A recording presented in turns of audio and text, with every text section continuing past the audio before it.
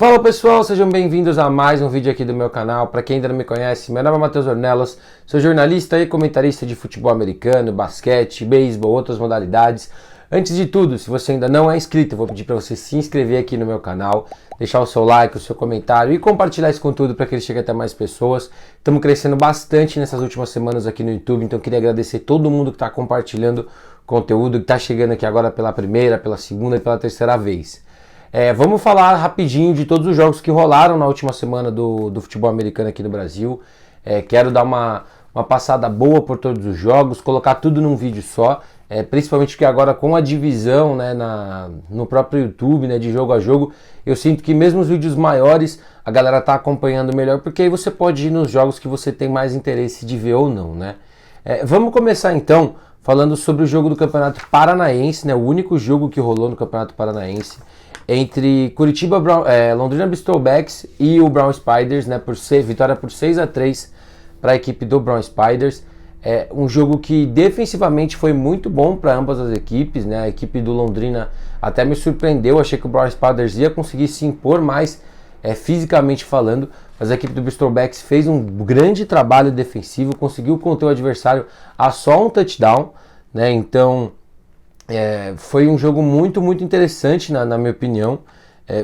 Assim, algumas coisas que eu olhei, né, que eu gostei da equipe do Brown Spiders a forma como está variando o seu jeito de correr com a bola. Eu gostei bastante disso, né, usando ali o JP, mas também usando outros caras que têm características parecidas, né, e eu acho isso muito importante quando você quer estabelecer um estilo de jogo, que você consiga ter running backs que tenham características parecidas. Eles não precisam ser idênticos, não precisam ser espelhos um do outro, mas eles têm que ter características parecidas para que você consiga rodar tudo em um sistema só.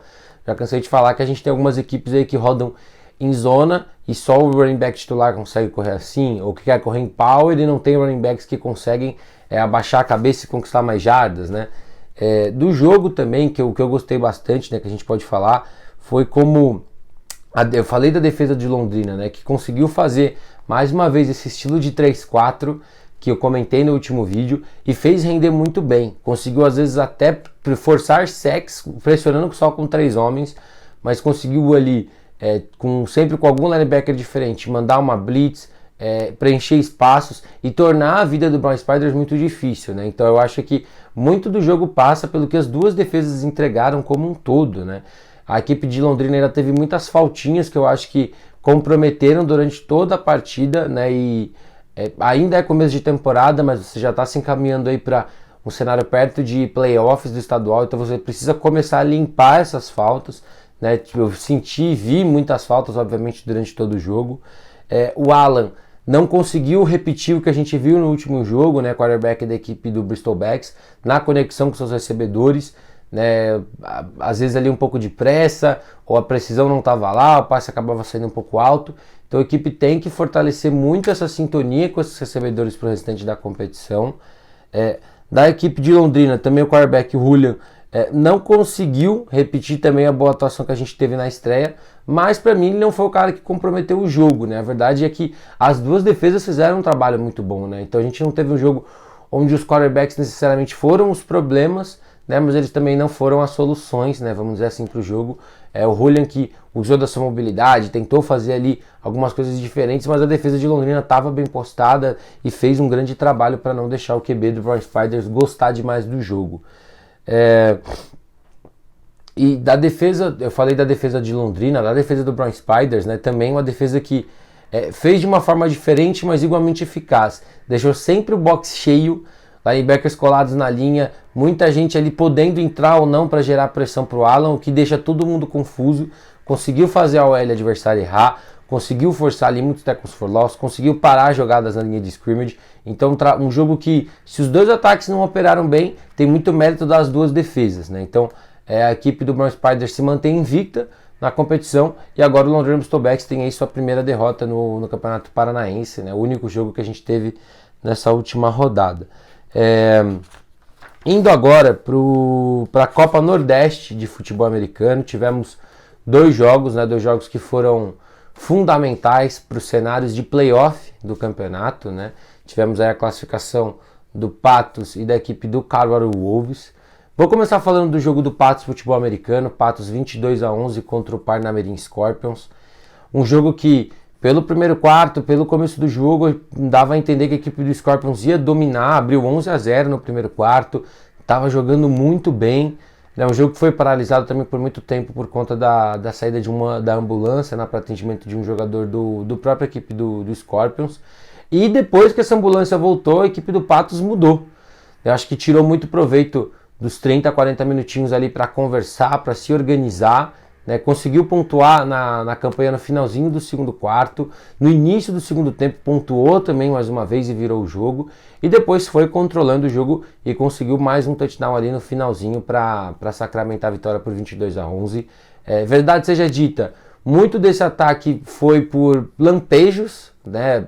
Algumas jogadas que foram muito boas, né? Algumas com o Cox, outras com outros running backs. O quarterback da equipe que também conseguiu esticar algumas jogadas e soltar um ou outro passe que foi mais efetivo. Mas o Patos não teve um ataque que foi tão ritmado, né? Na estreia também não teve um ataque muito ritmado, além de algumas corridas. Nesse segundo jogo se repetiu, mas quando você tem um cara como o Carlos Cox, você consegue produzir e anotar pontos, né, em poucas jogadas, né? E foi até o que eu senti. Para mim, o maior mérito do Patos foi o setor defensivo, né, que no começo viu ali a equipe do Scorpions conseguir correr bem, enganar o time para conseguir soltar bem a bola, e com o passar do jogo o time foi se ajustando, o time foi encaixando defensivamente o que queria fazer, e quando o Scorpions chegou em boas situações no segundo tempo para pontuar, né, ou depois que tomou os 11 primeiros pontos, a defesa se ajustou. Mesmo quando ficou de costas para a parede, conseguiu ali se posicionar bem, teve interceptação, teve turnover on downs. Foi um time que soube trabalhar em cima do que o Scorpions estava te oferecendo, não deu muito espaço para o quarterback adversário esticar jogadas, tentar correr com a bola. E o Patos se classifica, né, com 2-0 com essa vitória, né, e consegue aí uma virada, né, vamos dizer assim, jogou em casa, né, esse segundo jogo, então teve ali o apoio da sua torcida também, e garante sua classificação vencendo por 22-11. Da equipe do Scorpions, o sentimento que eu tive de verdade é que era uma equipe que estava sem ritmo de jogo, o que é verdade, né? Era o primeiro jogo do Scorpions na temporada, tá bom que o Patos também foi só o segundo, mas o que mais pareceu foi que era um time que ainda não está no ritmo certo, né? E eu acho que até por isso o Scorpions decidiu ir com força total para a Copa Nordeste, até para você já começar a rodar esses jogadores que vão jogar no segundo semestre, que vão jogar no Nacional.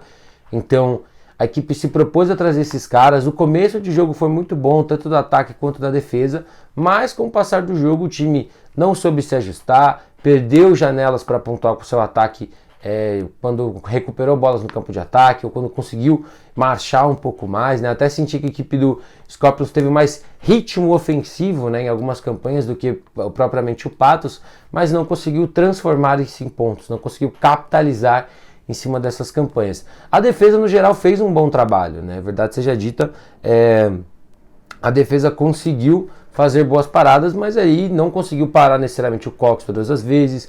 Algumas vezes outros running backs conseguiram produzir, né? E com isso você acaba aí e quando o seu ataque tem muita falta que atrapalha a campanha, quando você não consegue formar pontos em cima disso, a defesa cansa, a moral vai lá para baixo.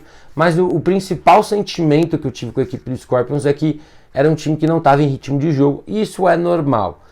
Com a derrota a equipe está eliminada da Copa Nordeste, mas ainda tem um jogo a cumprir contra o Tropa Campina, né? As duas equipes já estão eliminadas, mas fazem aí o último jogo da fase de grupos da competição, né? Então vai ser um jogo interessante. Eu acho que as duas equipes aí têm que usar esse jogo para testar muita coisa, ver o que funciona, ver o que não funciona, dar ritmo para todo mundo que vai jogar no segundo semestre, porque as duas equipes vão jogar no segundo semestre. Então, já que você não tem necessariamente um peso de vitória, tire o máximo desse amistoso que vai acabar sendo, para rodar todo mundo, testar muita coisa, acertar muita coisa e errar muita coisa. Falando, né, de classificados, né, vamos falar agora do jogo entre Recife Mariners Develop Caruaru Wolves, né, vitória do Mariners por 13-6, um jogo que me surpreendeu bastante, não sei se tanto pelo resultado, porque a equipe do Mariners tinha mostrado na estreia que poderia vencer essa equipe do Wolves, mas por como a gente viu uma equipe do Mariners muito bem equilibrada defensivamente nos special teams. É uma equipe que soube jogar muito bem, soube respeitar muito bem os espaços, soube trabalhar muito bem com o que o ataque adversário estava te dando e não parecia um time de desenvolvimento. A verdade é essa. A disciplina defensiva que a equipe do Mariners teve é uma coisa que a gente não vê em muito time principal, em muito time que joga campeonato nacional. Essa é a grande verdade. Né? A DL fazendo um trabalho espetacular, o front como um todo sabendo ler bem o jogo, atacando bem na hora certa quando a equipe do Wolves tentou fazer corridas por fora, quando tentou uma corrida diferente ali com o quarterback. No segundo tempo a equipe do Wolves até conseguiu encaixar algumas corridas, mas aí eu também acho que o aspecto físico pode entrar em campo, né? Você tem uma equipe que não tem necessariamente jogadores que tem tanto ritmo, né? Que é uma equipe de desenvolvimento, o físico pode falar mais alto, alguns tackles errados ali que a gente vê que é uma questão de fundamento, mas defensivamente eu gostei muito do jogo da equipe do Mariners. E assim, teve a pick six, teve a interceptação que colocou o time na red zone também, que acabou não virando touchdown, mas fez sua parte, vamos dizer assim. Do ataque, não tem muita coisa boa que a gente pode falar, né? Os dois quarterbacks da equipe, o Isaac e o Eli Rimas, não conseguiram criar muito ritmo, né? No começo do jogo eu estava ali prestando atenção, o jogo terrestre tinha uma corrida que ganhava 5, 6 jardas, aí na outra perdia, ou fazia uma corrida boa e naquela mesma campanha não conseguia mais correr. E aí eu vi um jogo aéreo que era passe curto, facilitando um pouco a leitura dos quarterbacks, vamos tentar fazer ali o time produzir após a recepção. Eu gostei, mas a gente viu pouca variação dessas chamadas, né? Então, por conta disso, a equipe do Wolves foi conseguindo entender o que o Mariners queria fazer e foi preenchendo espaços para ou não dar espaço pós-recepção ou interceptar a bola, como conseguiu no primeiro tempo, né, quando ainda era o Isaac, e quase fez uma pick six ali naquele momento, mas o running back da equipe do Mariners salvou, né? Então, do ataque do Mariners eu ainda acho que faltou bastante coisa, né, para se encaixar. Eu sempre falo, ataque é mais difícil de fazer pegar no tranco do que defesa, na minha opinião. Então é um ataque que, se for jogar outras competições nesse semestre, vai ter aí mais janelas para se desenvolver, ou os jogadores que o Mariners for aproveitar no segundo semestre vão ter oportunidades aí de ter repetições em outras competições, um nível diferente, com jogadores diferentes, para tentar ganhar mais ritmo, né? E para fechar da equipe do Mariners, um trabalho espetacular dos Special Teams também. É muito bom você ver, mais uma vez, é uma equipe de desenvolvimento que jogou com tanta disciplina em coisas tão básicas, mais fundamentais do futebol americano, né? Conseguiu, além de fazer 2 field goals, que tem o mérito do kicker, mas também do special team, conseguiu bloquear um extra point, conseguiu ocupar bem os espaços para não deixar o Wolves retornar muito bem com a bola, conseguiu forçar fumble num kickoff, e não deu espaços para a equipe do Wolves fazer nada, sabe? Então, mais uma vez, disciplina. Um jogo muito disciplinado dessa equipe do Mariners. Da equipe do Wolves, o 13-6 acabou não importando muito. A equipe só não podia perder levando mais de 16 pontos, né? Então, mesmo com a derrota, garantiu a classificação, né? Inclusive na última campanha do jogo a equipe até ajoelhou para o relógio rodar e acabar, preferiu nem arriscar, o que eu acho uma decisão acertada. A classificação que está em jogo, mas a gente sentiu muito do que o próprio pessoal da Copa Nordeste tinha me falado nessa última semana, de que a equipe do Wolves, principalmente no ataque, é uma equipe de muitos jogadores novos. A gente não viu o ataque produzir bem. A gente viu muita tentativa de corrida diferente, tentando correr por fora dos tackles, tentando usar o quarterback, tentando fazer emotions e tudo mais, e nada funcionando muito bem. No primeiro tempo a equipe teve pouquíssimas jogadas. No segundo tempo a gente viu o running back ali, o camisa número 12, conseguindo algumas boas corridas, né? Conseguindo achar alguns espaços, mas no geral um ataque que não produziu legal, né? Sofreu interceptações, teve muitos probleminhas ali quando jogou com as costas na parede, mas a defesa do Wolves deu aí bons sinais do que a gente vai ver ou deve ver na semifinal, se eu não me engano, que vai ser contra a equipe do Patos, né? Então é um jogo que as duas defesas jogaram bem também, a verdade é essa. A equipe do Wolves teve 2 interceptações, uma que quase foi pick six no primeiro tempo e uma que virou efetivamente uma pick six no segundo, né? Então, e mais uma vez, né? Uma vez que entendeu o que o Mariners estava tentando fazer ofensivamente, preencheu espaços, não deu janelas, conseguiu parar a equipe adversária, mas o ataque não respondeu à altura para vencer o jogo, né? Mas fez sua parte, conseguiu ele segurar em 3-6 e garantiu sua ida para os playoffs da Copa Nordeste. Indo agora para o Campeonato Mineiro de Futebol Americano, a gente teve o jogo entre os dois jogos de playoffs, né, do Campeonato Mineiro, o Wild Card nesse último final de semana. Começando com Pouso Alegre Gladiadores 39, Golden Lions 0. A equipe de Pouso Alegre garante sua ida para a semifinal. Essa equipe do Golden Lions, eu fico às vezes com um sentimento parecido com a equipe do Curitiba Lions do Paraná, né? Uma equipe que você vê que tem potencial, que consegue ali algumas jogadas dos dois lados da bola, mas que no geral não consegue ter consistência. E quando você não tem consistência no futebol americano, o adversário vai te punir, o adversário vai ganhar. A equipe do Pouso Alegre segue com essa estratégia de correr de forma muito diferenciada, correndo preferencialmente por fora dos tackles, deixando os jogadores produzirem por si só, vamos dizer assim, mas muito empenho do ataque como um todo para bloquear, né? Eu gostei muito do que eu vi desde o primeiro jogo, mas acho que agora com o passar do tempo, com o time todo entendendo o que quer e o que deve ser feito, né, você começa a ver até mais empenho de todo mundo que está participando da jogada e não só necessariamente quem está com a bola na mão, né? Então eu acho que a equipe conseguiu ir produzindo. Esse estilo de jogo abre janelas para alguns passes, como a gente viu o primeiro passe para touchdown, o primeiro touchdown da partida sendo de passe, mas no geral a equipe do Pouso Alegre ainda não consegue se achar quando precisa passar a bola. A gente viu ali um passe curtinho entrando, alguma tentativa ou outra, mas um time que ainda está tendo que correr muito com a bola, porque quando vai para o passe não consegue operar da melhor forma possível. E uma outra coisa que eu gostei é que a equipe tem todo esse arsenal de corridas por fora, de variações, de motions, de swings e tudo mais, mas quando é uma situação de terceira curta ou na goal line que precisa avançar, eu gostei que a equipe realmente coloca a bola na mão do running back mais grandalhão, o cara que é troncudo, e conseguiu produzir, né? E nesse caso eu estou falando do He-Man, né, que teve 2 touchdowns na partida, mas foi usado muitas vezes nessa situação, né, snaps diretos na mão dele, ou que a bola era entregue para ele, e realmente é você entender a realidade do jogo e você também usar o físico que você tem a seu favor, né? Então eu acho que a equipe de Pouso Alegre fez isso muito bem. Outro cara que jogou muito bem na partida foi o Henrique, o camisa número 11, e a defesa fez um jogo impecável, né? Eu acho que a equipe do Golden Lions teve no começo do jogo algumas situações de passe curto, né, que o Prata conseguia conectar, o time foi se ajustando,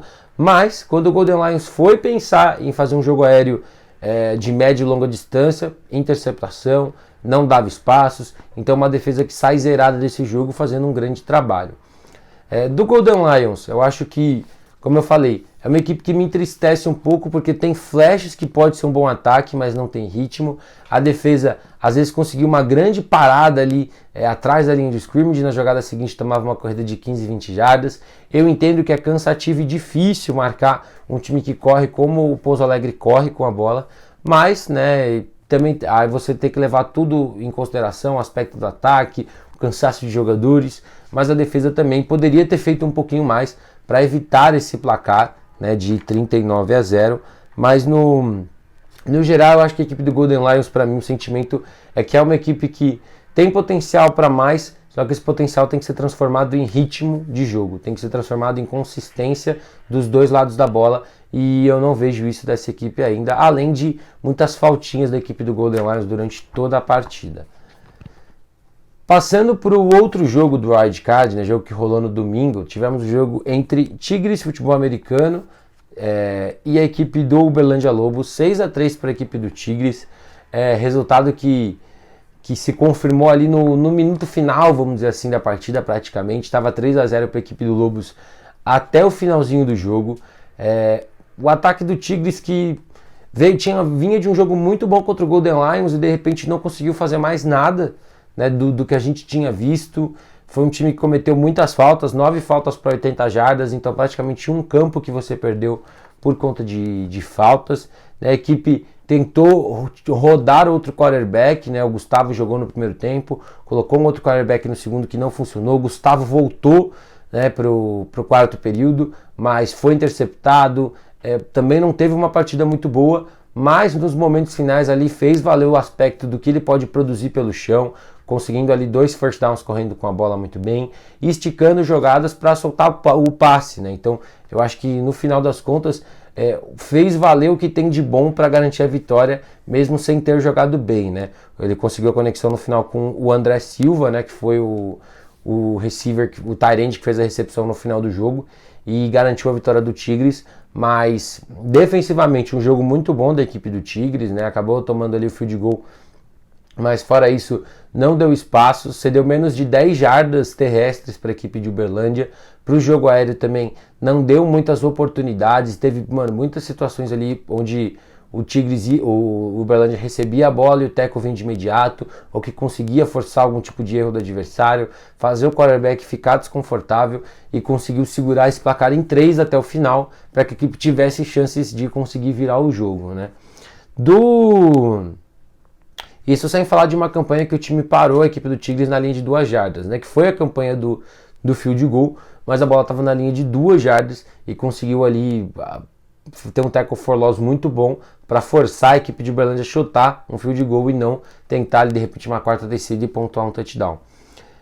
Da equipe do Uberlândia Lobos, né, eu gostei porque se de um lado a gente teve um jogo com muitas faltas, na equipe do Lobos a gente teve um jogo bem limpo, 4 faltas para 20 jardas só, então um número de faltas baixo e as faltas em si, sabe, um offside, uma saída falsa, então nada gritante, nada de falta pessoal, nada de interferência de sideline, nada muito grotesco, né, vamos dizer assim, faltinhas de jogo que podem acontecer, né, mas a equipe já deu uma limpada boa nesse aspecto. Mas, mais uma vez, menos de 100 jardas totais durante o jogo, só 7 jardas terrestres, então realmente você não vai conseguir ganhar se você não conseguir equilibrar o seu jogo aéreo e o seu jogo terrestre. Eu entendo que a equipe do Lobos, assim como outras equipes, são equipes que estão querendo passar antes de correr, mas não dá para você ter só 7 jardas, você tem que estabelecer um ritmo terrestre, até para que a defesa adversária tenha aquela pulga atrás da orelha do que você vai efetivamente fazer, né? Senão fica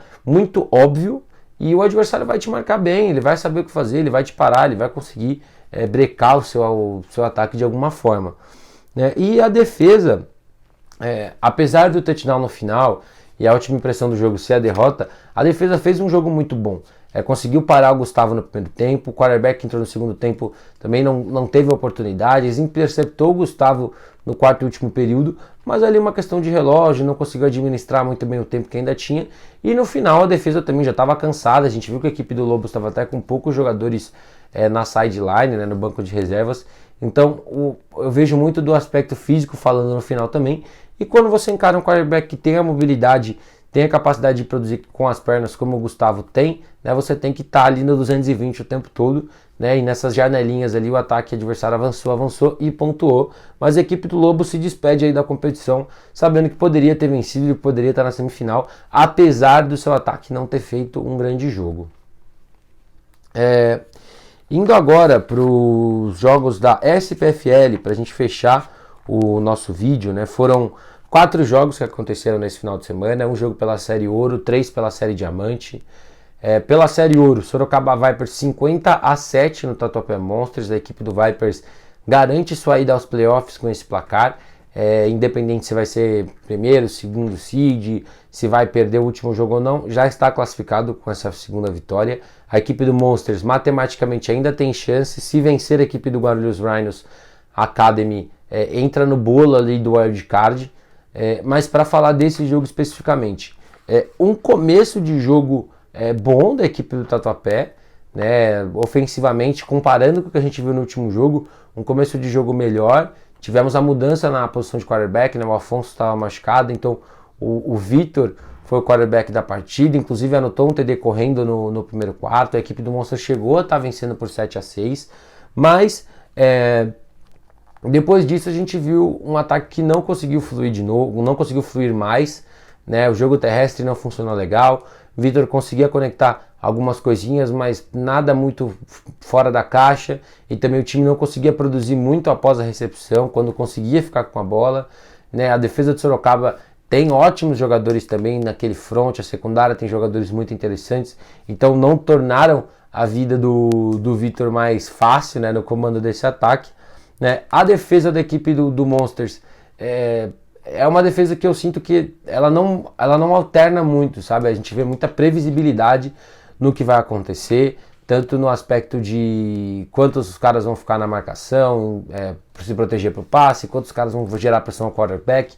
E eu entendo que você quer às vezes fazer um conceito de jogo mais simples, né? Porque o Monsters tem jogadores novos, né? Então você quer de repente fazer todo mundo ficar bom no simples para depois você abrir mais um pouco a caixa de ferramentas. Mas em alguns jogos, como equipes contra o Vipers, que tem um bom quarterback que é o Gustavo, que tem gente boa ali na comissão técnica com o Vamp no comando, são times que vão tirar proveito disso, porque eles vão, todo o sistema defensivo tem fraquezas e os times vão saber tirar proveito disso. Então a equipe do Monsters precisa criar mais variações defensivas para que não seja um time tão previsível, né, nos próximos jogos, aí, no jogo contra a Academy e no restante da temporada. Mas assim, da defesa, vale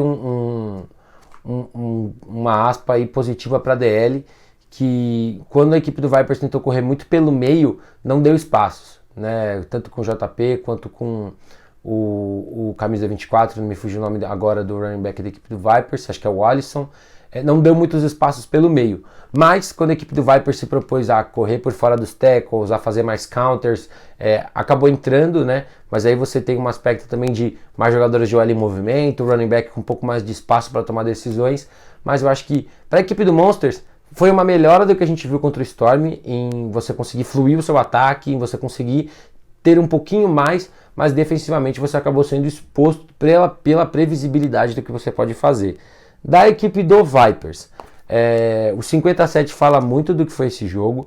Eu senti até, como eu falei, no começo do jogo tentou umas corridas ali pelo meio que não encaixaram, né, mas foi desenvolvendo o jogo aéreo com todos os seus recebedores. Eu acho que quando a gente talvez não perceba, mas quando a gente olha um por um esse corpo de recebedores do Vipers, é um time muito interessante, porque você tem características ali dentro daquele corpo de recebedores. Você tem o Bang de um lado, você tem o Lacra do outro, você tem o Aigashi ali como tight end, você tem ali outros recebedores também que podem produzir muito pelo meio, no espaço curto, no espaço longo. Então você tem um corpo de recebedores que se desenha muito bem, né, ali, né? Eu até deixei isso bem anotado, que o Gustavo distribuiu bem as bolas, né? O Lacra teve 2 touchdowns, mas o time todo conseguiu ter oportunidades de ter recepção, de produzir alguma coisa. Então quando você olha, né, para esse corpo de recebedores, você começa a ver uma coisa muito interessante, né? Já até olhando para cenário de playoff, para o que o Vipers for jogar no segundo semestre, que é um corpo de recebedores bom e que aparentemente está bem entrosado, né? Todo mundo, quando é acionado, está conseguindo responder, né? O jogo terrestre, gostei que a equipe variou um pouco mais também dos 2 running backs, né? O JP é o número 1, mas também deixar outros caras terem toques na bola, tentar rodar o sistema com os dois para ver o que dá para melhorar e ser aprimorado, né, de cada um deles. A defesa, depois do touchdown, não deu muitos espaços, né? Então conseguiu ali corrigir erros, né, durante o jogo, se ajustou bem e forçou erros, forçou interceptações, gerou pressão, fez os jogadores do Monster de certa forma pagarem caro toda vez que conseguiam ficar com a bola, né, com ótimos tackles. O time que tem ali o Nescau nessa defesa, tem Carneiro, tem outros grandes jogadores ali na DL e na secundária.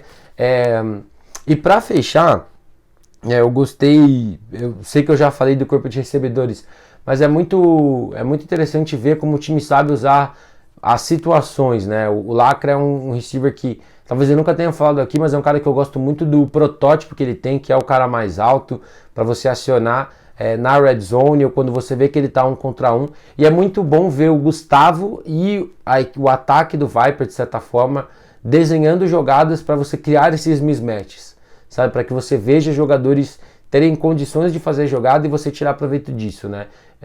O Lacra foi um exemplo nesse jogo, né? Os 2 touchdowns dele foram em situações para mim que era 1 contra 1 e que ele é o mais alto, é o meu cara contra o seu cara. Eu falei isso até no videozinho nos stories essa semana.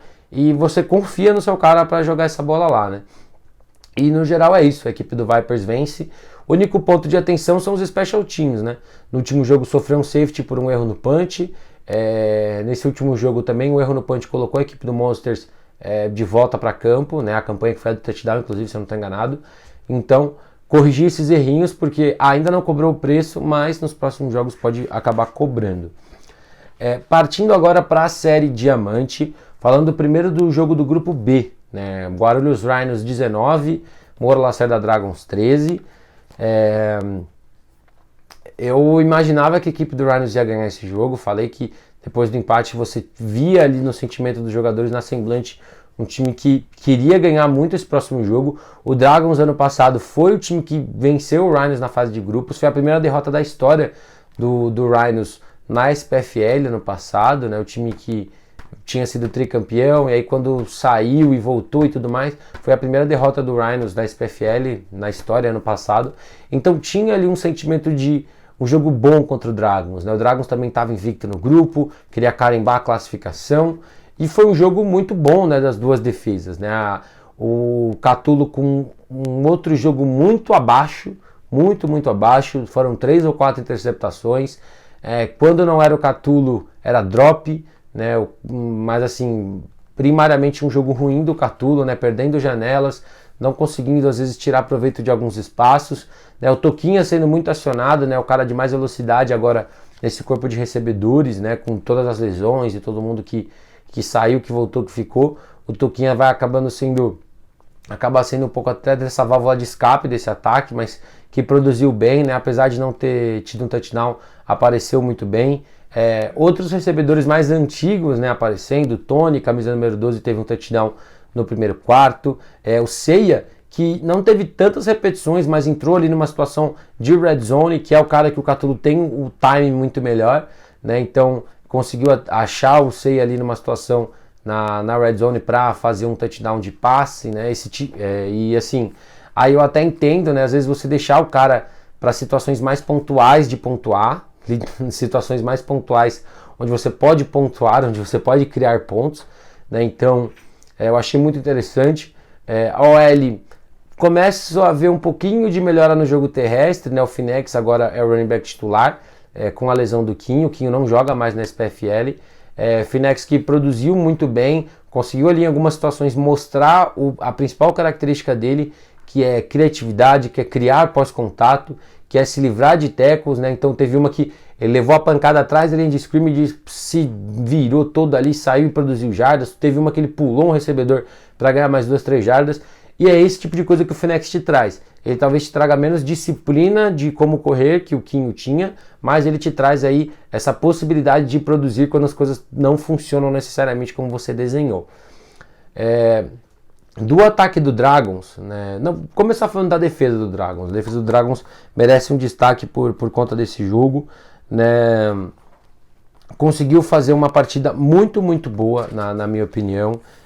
Conseguiu forçar interceptações do Catulo, conseguiu forçar os erros do quarterback adversário, conseguiu não deixar o jogo terrestre ganhar muito sabor pelo jogo, vamos dizer assim, né? Conseguiu minar a equipe do Rhinos. Eu acho que essa é a verdade, né? Então, apesar dos 19 pontos, conseguiu ali em muitos momentos não deixar o Rhinos gostar do jogo, né? Gerou muita pressão ao Catulo, fez o Catulo por muitas vezes correr para não ser sacado. Inclusive é uma coisa que a gente não vê muito do Catulo, né? Ele correndo para buscar a primeira descida. A equipe do Dragons forçou o Catulo a sair dessa zona de conforto, né? Então tem muito mérito nisso, né? Acabou perdendo o novato durante o jogo, né? O safety da equipe, que já tinha feito 2 interceptações, estava bem no jogo, apesar de ter errado no lance do touchdown do Rhinos.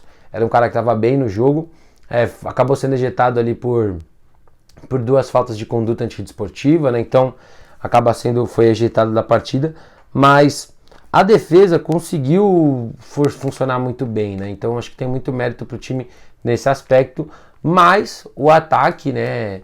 Quando o jogo começou e na primeira jogada da partida foi um play action ali e o TD com o Klaus, eu acho que muita gente já estava imaginando que ia ser um super jogo, que o ataque ia fluir muito bem, mas a grande verdade é que esse time do Dragons, mais uma vez eu volto a dizer, é um time que precisa que o jogo terrestre funcione para que o jogo aéreo encaixe. Você precisa que a defesa espere a corrida para você conseguir desenvolver play actions, para que você consiga dar espaço para Klaus, para Heron, para René, para Fumaça, para Lisandro, para todo mundo. E o jogo terrestre não funcionou. A defesa do Rhinos fez um trabalho espetacular, esse front 3-3 com inside linebackers que tem tamanhos de DL, né, conseguiu deixar muito desconfortável o Renatinho durante todo o jogo. O Renatinho mais uma vez teve uma partida muito abaixo, né, perdeu algumas janelas, foi interceptado com passes ruins, né, e o time acabou não tirando proveito ali de algumas oportunidades. O Klaus teve um touchdown, né, então logo no começo do jogo o time foi conseguindo se desenvolver como um todo, mas não conseguiu ter ritmo nesse ataque, né, teve ali algumas jogadas mais explosivas, mas não conseguiu ritmar, né, e eu acho que isso passa muito pelo jogo terrestre não ter funcionado, né. E da defesa do Rhinos é o que eu falei, né? Na primeira campanha acabou tomando ali um TD do Klaus, né? Um erro de quem era o safety, ele atacou um pouco cedo demais, onde imaginava que a bola ia cair e a bola foi para trás, né? Então o Klaus conseguiu pegar e ir para a endzone, mas assim, um ótimo trabalho da secundária contra o próprio Klaus, né? O Natan fez um jogo muito bom, não dando muitos espaços, fazendo o Klaus brigar muito por cada recepção e conseguindo evitar que ele tivesse mais um jogo de 100, 120, 130 jardas. O front jogou muito bem, os linebackers jogando muito bem, gosto muito desse corpo defensivo que o Rhinos tem. O Carneiro contra o jogo terrestre é diferente, né? Mas a DL também com um jogo muito espetacular, não dando espaços, né, para que o time do Dragons conseguisse impor o que gosta de fazer. E a grande verdade, né, na minha opinião, é que a defesa ganhou esse jogo pro Rhinos, né? O ataque não conseguiu fazer o que a gente sabe que pode fazer, sem tirar méritos da defesa do Dragons, obviamente, mas a defesa ganhou esse jogo para a equipe do Rhinos, na minha opinião, né? Eu acho que assim como foi o jogo do Spartans, né, se a defesa não tivesse feito a atuação que teve, o Rhinos poderia estar com 2 derrotas já no campeonato, se não fosse a atuação da sua defesa. Então, agora a gente tem o Rhinos com 2 vitórias e um empate, né, na liderança, o Dragons com 2 vitórias e uma derrota, né, o Spartans com 2 vitórias e um empate. Eu não lembro de cabeça o saldo de pontos agora, né, para ver quem está na frente. Inclusive tem um post que saiu essa semana em collab com o mapa, com a classificação atualizada da série Diamante. Mas o Dragons agora tem o último jogo contra o Spartans, né? Pelo desenho do grupo devem se classificar esses 3.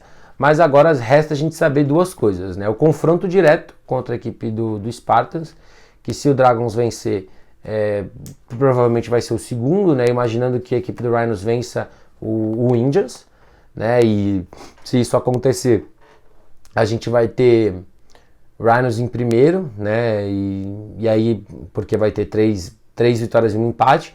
Só que a gente tem que esperar esse jogo, né? Porque o Spartans, teoricamente, pode terminar com a mesma campanha que a equipe do Rhinos e o confronto direto vai ser um empate. Então o saldo de pontos vai acabar falando mais alto nessa hora, né? Então esse grupo B tá embolado ainda, porque o empate entre as 2 equipes lá, de Spartans e Rhinos, embolou muito, mas no final das contas vai passar muito pelo confronto direto entre Dragons e Spartans, né? O último jogo das 2 equipes na fase de grupos, então pode valer liderança como pode valer terceiro lugar, né? Então a equipe do Dragons aí vai para casa agora para pensar em tudo que vai fazer nesse próximo jogo. Para a gente fechar, os 2 jogos do grupo A, tivemos na parte da manhã a equipe do Leme Lizards vencendo por 36-18 o São Bernardo Avengers. Um jogo muito melhor da equipe de Leme, a verdade é essa. Eu tinha apostado em São Bernardo pensando no momento, um pós-vitória contra o Corinthians City Rollers, a equipe de São Bernardo sabendo o que precisava para tentar uma vaga nos playoffs, mas a equipe de Leme usou muito bem o tempo que teve para treinar, né? Teve praticamente um mês entre o último jogo e esse para jogar, né? Mais uma vez por conta do adiamento do jogo contra o Vailers, então tirou proveito desse tempo a mais para treinar e a gente viu um ataque muito diferente, né? Diferente no sentido de a gente viu mais corridas desenhadas para o JT, que era uma coisa que eu já tinha comentado que precisava ser feito, né? O JT corria muito no improviso, mas quando você desenha corridas para ele, qual ele sabe o que tem que fazer, que os recebedores estão ali, a gente viu até o Neri jogando como fullback / tight end para bloquear para o quarterback, para o seu running back bloquear para ele e tudo mais, é diferente. E os bloqueios encaixaram muito bem, e aí quando o Jenkins ficou 1 contra 1, não tinha o que fazer, né? É um cara muito rápido, é um cara que sabe se movimentar muito bem para forçar o erro do adversário, e ali, como eu falei, né? Quando ficou 1 contra 1, esquece, ele conseguiu ganhar praticamente todas contra a defesa de São Bernardo, que mais uma vez não soube jogar contra um quarterback que corre bem com a bola. né? Não teve ajustes depois que viu que o time do Leme estava usando corridas desenhadas. No jogo aéreo, até que não deu muitas janelas, mas teve ali situações bem pontuais que comprometeram, né? O TD do Michael que ele queimou ali o Austin Catcher, né, que era o corner da equipe do Avengers, e ele estava sozinho pro touchdown. Algumas situaçõezinhas ali onde o Jenkins conseguiu tirar proveito talvez da defesa, esperar a corrida, ele conseguia soltar um passe rapidinho. A defesa até forçou ali um turnover no segundo tempo para colocar a equipe de volta no jogo, mas no geral um plano defensivo ruim da equipe de São Bernardo, que não conseguiu se ajustar. Começou com a 3-4, depois voltou para 4-2, mas não conseguiu deixar o JT dentro do pocket e evitar que ele corresse como ele correu, né? Foram 4 TDs corridos dele, mais um TD passado, né? Até conseguiu em alguns momentos não deixar ele avançar, conseguindo preencher espaço, se cercar, mas no jogo todo não conseguiu fazer isso, né? Então a equipe de São Bernardo aí acabou perdendo. Do ataque, né? Foi engraçado, né? Porque assim, tudo que a gente viu de positivo contra o Steam, a gente não viu na mesma proporção aqui, né? Então a gente viu um time que conseguiu até passar um pouquinho mais a bola, mas sem tanta efetividade também, com o Cauê, né, que foi o QB o jogo todo. O jogo terrestre pelo meio não encaixou legal, mas aí quando o time tentava fazer motions, jets, correr por fora, conseguia produzir com o Noé, com o Marco, mas faltou, a verdade é essa. Eu acho que o princípio da equipe, que era aquela corridinha pelo meio, que era fazer os running backs acharem os espaços, né, para correr daquele estilo, não conseguiu manter o que a gente viu no último jogo, né, no jogo contra o Corinthians, e o ataque aí acabou não conseguindo operar. O Cauê foi interceptado 2 vezes também, isso não ajudou, obviamente, em situações ali que o time estava marchando bem no ataque, o Cauê foi interceptado, e no geral é isso, né, a equipe do Avengers se despede da série Diamante desse ano, né, com uma campanha de 1-3, foi o que eu esperava, verdade seja dita, já falei isso durante a semana, falei com alguns jogadores até da própria equipe do Avengers que falaram que esperavam mais e que achavam que o time tinha potencial para os playoffs, e eu concordo, eu acho que era um time que tinha potencial, poderia ter vencido o Ocelotes, se tivesse feito melhores ajustes, poderia ter entregue um jogo melhor contra a equipe do Lizards, verdade seja dita, o último TD de Leme veio já com menos de 1 minuto para acabar o jogo, então o jogo poderia ter acabado com uma vantagem de 1 posse, né, e estaria dentro do previsto. Mas são detalhes, né, e os detalhes cobraram a equipe de São Bernardo, então é ajustar tudo isso para o segundo semestre, porque tem o Brasileirão da D2, vamos ver se o time vai colocar aí o resto do elenco para rodar algum regional, para fazer alguma coisa, que eu também acho importante, porque é um elenco que ele é muito cheio, né, e você precisa dar vazão para esse elenco, fazer esse elenco jogar. E na D2 você dificilmente vai testar muita gente, então de repente se tiver ali um contingente legal para jogar uma outra competição no segundo semestre, além do D2, eu acho uma boa, para que esse time possa rodar mais gente. E agora é pegar tudo o que aconteceu e levar para o aprendizado desse primeiro ano na Elite, né? Para a equipe de Leme, matematicamente falando, ainda tem chances, precisa vencer a equipe do Rio Preto Vailers, né, o que é a missão mais difícil de muitos times do Brasil hoje, mas se conseguir vencer a equipe de Rio Preto, volta para o bolo da discussão dos playoffs, né? Pode acabar vencendo e nem se classificar, mas se vencer, a equipe de Rio Preto tem chances matemáticas de classificação, né? Tentou buscar uma vitória por 22 pontos, que colocaria o time nos playoffs numa situação ali de muitas contas, mas venceu só por 16, então por isso aí vai ter que vencer Rio Preto para ter uma chance. Para fechar, vamos falar de Ocelotes Futebol Americano 42-36 contra o Corinthians Steamrollers. A verdade é que esse time do Corinthians, nesse último jogo, para quem assistiu, e isso não é demérito para o que eu vou falar agora, o Steamrollers viveu de poucas jogadas explosivas no jogo. O Steamrollers não teve ritmo ofensivo. Na primeira campanha, o time foi colocado numa boa posição com um ótimo retorno do Schwartz e conseguiu TD com o Flauzino na segunda jogada.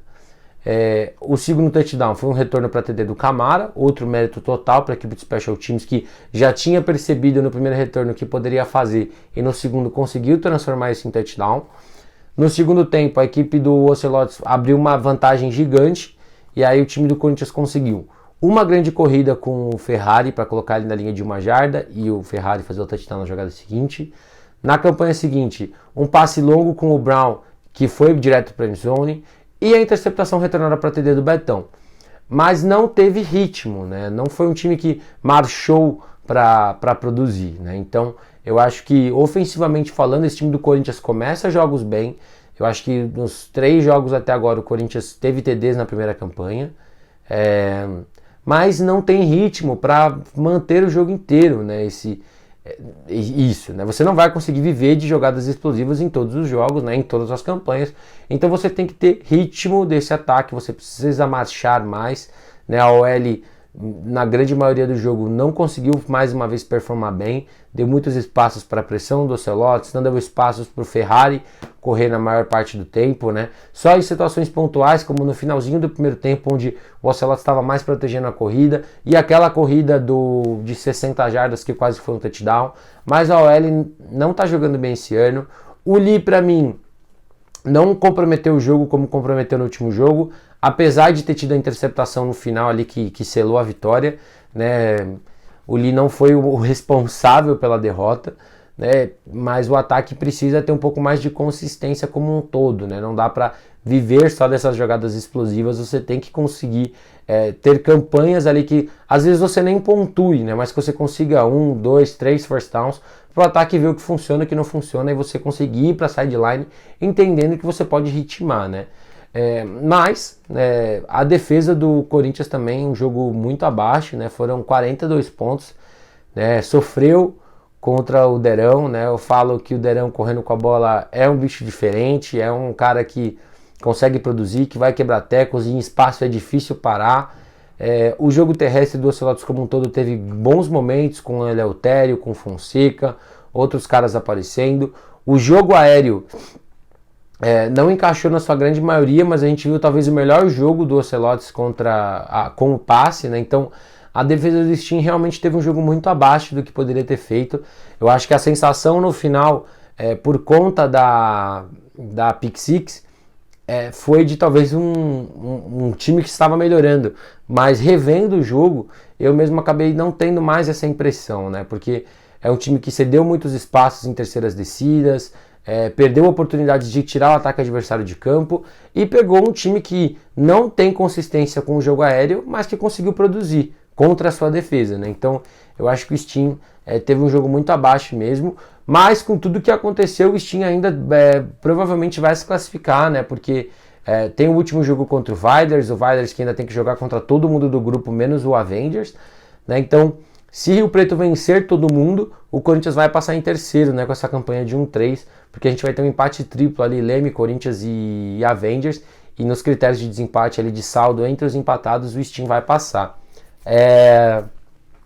Agora, para falar do Ocelotes, né, a defesa majoritariamente fez um jogo bom. É difícil falar isso quando você toma 36 pontos, mas a verdade 14 pontos não foram necessariamente culpa da defesa, foi uma pick six e uma jogada de special teams, né? E os 3 TDs sofridos eu senti que foram coisas bem pontuais, né? A verdade é essa.